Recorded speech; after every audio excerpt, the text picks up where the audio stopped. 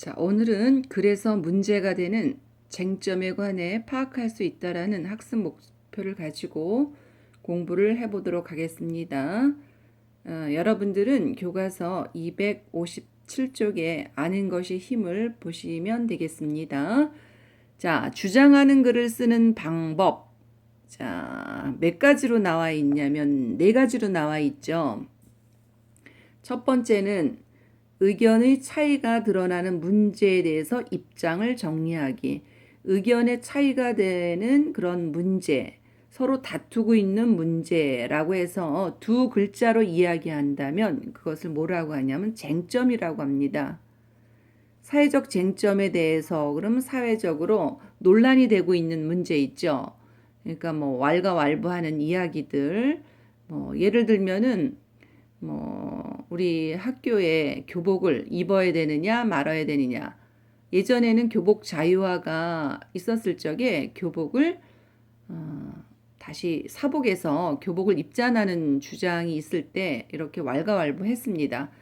사회적 문제, 바로 다투고 있는 문제, 쟁점, 그 문제에 대해서 입장을 정리한다. 입장을 정리한다는 것은 그 문제에 대해서 찬성을 하느냐, 반대를 하느냐, 자신의 입장을 정리를 해야 되겠죠. 거기에 대한 이야기가 두 가지가 있습니다. 다른 사람들과 자신의 의견이 어떤 점에서 차이가 나는지 파악을 해야 되겠죠. 그 다음에 두 번째는요, 그런 문제에 대해서 자신의 어떤 관점, 바라보는 시각이죠. 어떤 문제에 대해서 바라보는 시각, 그 태도를 분명히 정해야 되겠죠. 주장하는 글이기 때문에. 그 다음에 주장을 하려면 뒷받침할 수 있는 근거를 찾아야 되는데 근거를 찾는 방법은 책이나 신문이나 인터넷 등 매체를 이용하거나 또는 전문가 있죠. 전문가의 의견을 여러분이 듣고 여러 사람이 두루 인정할 만한 뭐를 찾아야 될까요? 근거죠. 근거를 마련하는 것이 중요하다고 할 수 있겠습니다. 자, 그렇게 근거를 찾는 방법이 책이나 신문을 통해서 또는 전문가의 의견을 통해서 근거를 마련하고요. 그 다음에 두 번째, 또 자신의 주장을 반박할 만한 근거를 예측해서 대비를 해야 된다. 자, 예를 들면 이런 거죠. A가 나예요. 자, 내가 어떤 의견에 대해서 주장을 한다고 합니다. 나의 주장은 네모라고 하고요. 그러면 이 나의 의견을 듣고 B라는 사람이 나의 바로 이 네모의 의견에 대해서 이 사람에게 반박을 할 수가 있죠. 반박을 할 때 물론 이 사람도 근거를 가지고 반박을 해야 되죠. 그런데 이 B라는 사람이 나의 의견에 대해서 반박할 것을 내가 예측을 해서 다시 반박을 해요. 그것이 바로 뭐냐면 재반박이 되죠. 결국 이 재반박은 누가 하는 겁니까? A가 하는 겁니까? B가 하는 겁니까? 그렇죠? A가 하는 거죠. 재반박을 통해서 자신의 입장에 대해서 설득력을 높여야 되겠습니다. 그 다음에 세 번째는 논리적으로 의견을 제시를 해야 되는데요. 자, 의견을 제시하기 위해서는 주장과 근거들이 관계를 한눈에 볼 수 있도록 하면 뭐냐? 명료라고 할 수 있죠. 분명하게, 간단하면서도 분명하게 개요를 작성하고요. 근거의 타당성과 글의 전개 방향을 미리 검토를 한다. 바로 이것이 개요 작성의 장점이 되겠죠.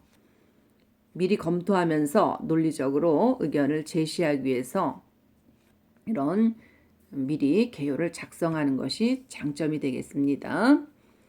그 다음에 일반적인 사회적 관습을 고려를 해야 되는데요. 독자, 글을 읽는 사람이죠.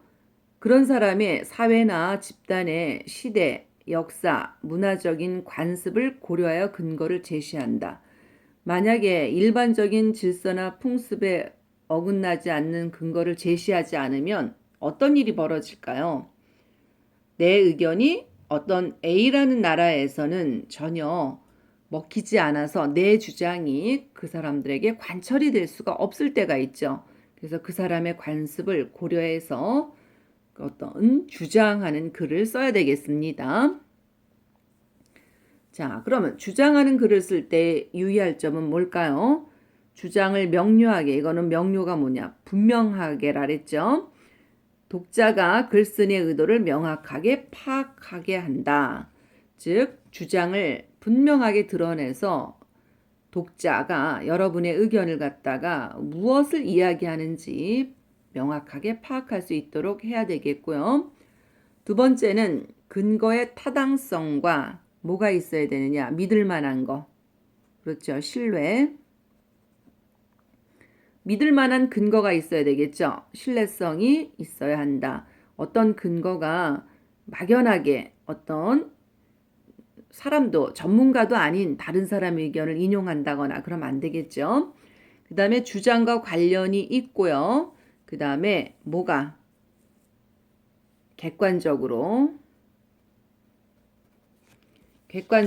믿을 만한 근거를 제시를 해야 되겠습니다.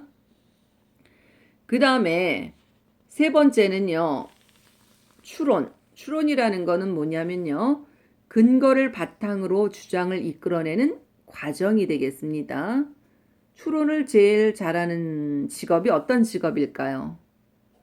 형사나 변호사나 검사나 이런 어떤 범죄 사실을 갖다가 밝혀야 되는 그런 사람들에게는 추론을 할 수 있는 능력이 있는 사람이 적합한 직업이 되겠죠. 논리적이어야 하고요. 그 다음에 정확한 진술과 용어를 사용하여 독자의 공감을 이끌어낸다. 자, 아는 것이 힘의 내용을 공부해 봤습니다. 여러분들은 교과서를 보시고요. 주장하는 글을 쓰기 위해서는 쟁점에 대해서 문제를 분석을 하고 근거를 찾아서 자신의 입장을 정리하는 준비 단계가 필수적이라는 것을 아시고요. 여러분들도 자신의 주장을 할 수 있는 글을 써보는 훈련을 해보는 것이 좋겠습니다. 이상입니다.